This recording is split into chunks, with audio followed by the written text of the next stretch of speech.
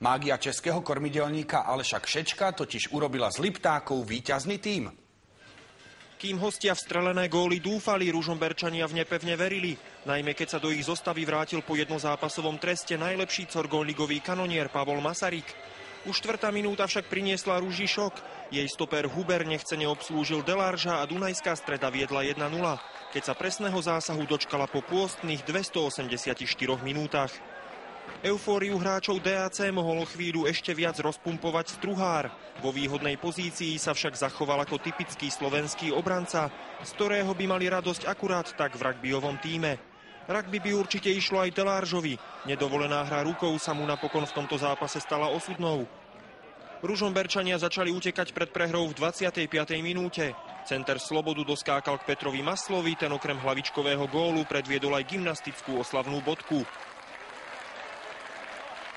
Už slabším gymnastom je zrejme Masaryk, ktorý neefektne neustal súboj s Konečným. Hostia aj naďalej hrozili rýchlym Delaržom. V 34.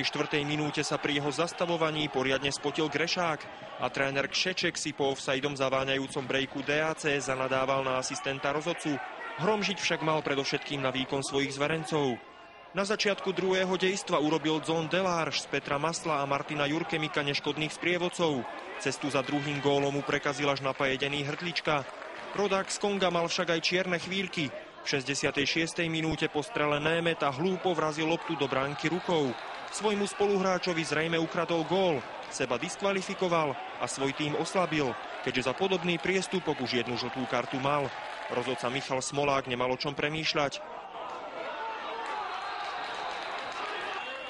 Oslabená Dunajská Streda sa vydržala úspešne brániť iba 9 minút. Na kolená ju dostala delovka striedajúceho Serečina.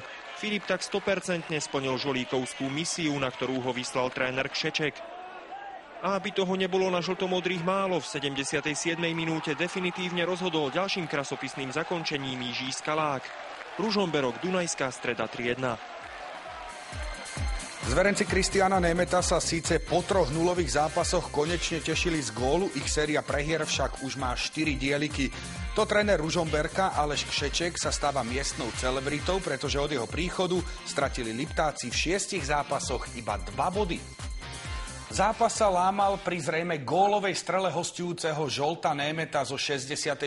minúty, ktorú nezmyselne dorazil rukou do siete jeho spoluhráč Delárž. Posledný tým tabuľky tak prišiel nielen o vedúci gól, ale aj o vylúčeného rodáka z Konga a napokon mu nezostal ani ten bod, ktorý dovtedy držal v rukách. Kluci říkali, že vlastně už to byl gól, že on to rukou vzal z brány, takže to je nepochopitelný. Je dobře, že měl takovýhle zkrat, nám to pomohlo. No já už jsem si říkal, hlavně to tam nespadne, naštěstí to tam chytil. Podľa mňa bol gól, hej, ale nevidím. On trafil rukou, ale neviem, či bol gól, alebo ne. Podľa mňa, hej. Prvým vykonávateľom ružomberského trestu za Deláržovú hlúposť bolo 9 minút striedajúci Filip Serečin, ktorého poslal tréner Aleš Kšeček na ihrisko s jediným pokynom. Aby som dal gól. Presne, tak si splnil gól. Tak splnil som asi, no. V 4. minúte sme dostali gól a Dunajska sa stiahla a to je ťažké ísť do 10, ale máme typy hráčov, ktorí to vedia a vôbec som sa neobával o výsledok. Vedel som, že ten zápas vyhráme.